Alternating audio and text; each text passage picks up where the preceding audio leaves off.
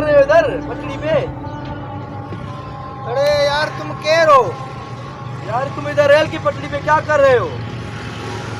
यार, मत पूछ, इधर बस मैं आया हूँ बस। यार फिर भी बताओ तो सही। बैठो बैठो, मैं तुझे बताता हूँ, बैठो। बताओ भाई बताओ।